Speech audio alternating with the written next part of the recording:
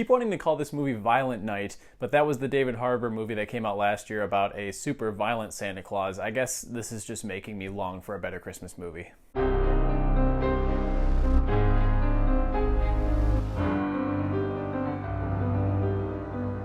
Hey everyone, welcome back to the channel. I'm Josh. Today we're going to be reviewing Silent Night. This is an R-rated action movie that just came out this weekend. It is directed by, as the trailer says, the legendary John Woo. Now I gotta be honest, I had not really heard John Woo's name much before this. Supposedly he's actually a very popular action director. The only American films that he's made that I'm familiar with are Broken Arrow and Face Off. Face Off was pretty good, but I gotta be honest, I haven't seen any of this guy's other films and had no idea that they were so infamous. Apparently he made a lot of Hong Kong action films that were really good. Maybe I'll check those out eventually, but I gotta say, Silent Night is not a good advertisement for John Woo's filmography. In Silent Night, we have Joel Kinnaman playing a father whose son is shot and killed in the crossfire of a gang war. He winds up getting shot as he's chasing them down, and he gets shot right in the larynx, so his vocal cords are damaged and he can no longer talk, thus Silent Night. Get it? And the entire rest of this film is basically him preparing for revenge and then him going on a quest for revenge and killing all of these gang members that were responsible for the death of his son and the loss of his voice. Now, quite frankly, the whole no dialogue gimmick actually sounded kind of interesting to me, but in execution, it feels really awkward. After about the first 20 minutes or so, it was starting to get old to me because not only does it make it difficult to get connected to any of the characters because you don't really learn anything about them, but also it just doesn't make any sense as a stylistic choice. It does for our main character because he physically can't speak. But when it comes to all the other characters, there's no logical reason why they can't be talking, so it just makes no sense. Our protagonist will be in the garage working out and his wife is like 2 rooms over and she texts him instead of just walking up to him and asking him the question she has. Why? I think this film would have been far better off if it had our main character be silent, but everybody else could talk periodically. At least we get some sort of dialogue or something to liven it up a little bit. But then there's another problem here in that the story is so basic that without dialogue, it feels so aimless. It's about an hour into the film before he actually goes on this revenge quest, and up until that point, I mean, there were a couple of cool build-up moments that I thought could lead to something good. The training montage in here was okay. It's interesting to me that he's not an ex-cop or an ex-mercenary. These movies tend to do that. A lot of Liam Neeson films, that sort of genre. But no, this guy's just your average dad who has probably never shot a gun before, doesn't know any sort of hand-to-hand fighting techniques. So as you see him progressively get better and better, I was hoping it would build up to something fun, and the action payoff in the third act just wasn't that good to me, especially after hearing so much about John Woo and his status as an iconic figure in action. Most of the shootouts were generic. Some of the CGI was really bad,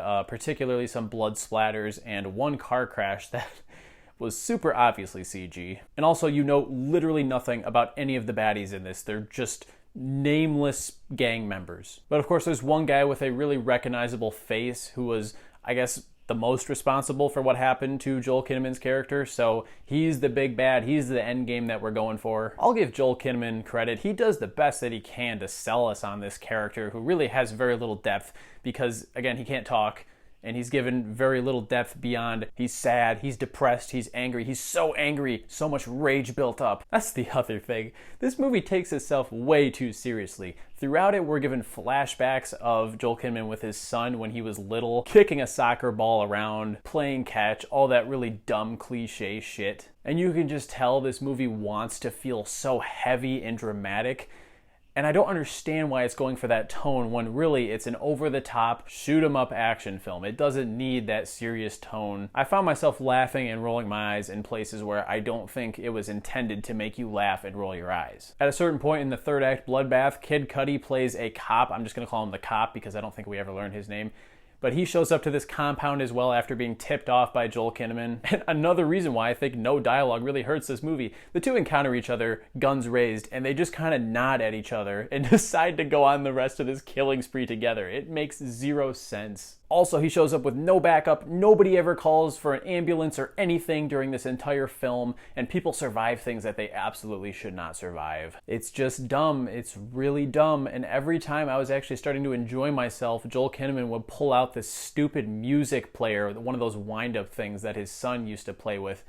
and it just wants to be so heavy. It was kind of hilarious, actually. Again, the idea of him having his vocal cords damaged so he can't speak, and now all of a sudden he's this John Wick type character. I think that could work in a film where the other characters could talk. But the fact that everyone is needlessly silent kind of hurts this, in my opinion. Also, the fact that, as I said before, the third act, where all of that payoff should be, wasn't really that entertaining. I suppose I'll give props to one scene where he makes his way up this spiral staircase, taking out dudes in a scene that's clearly meant to look like it was shot as a oneer. Reminded me a lot of that scene from No Time to Die where James Bond is doing the same sort of thing. That was probably the closest that this movie came to being stylistically interesting, but for the most part, it's a dour waste of time. I'm gonna give Silent Night 2 out of 5 stars. It's a shame we're going back down to such a low rating after I watched Godzilla Minus One and hailed that as one of the best films of the year, but here we are. As always, I wanna know what you guys think. Do you agree with the fact that I found this to be very disposable? And while you're at it, if you're a John Woo fan, give me some recommendations. I'd like to know what some of his best films are in case I eventually watch them.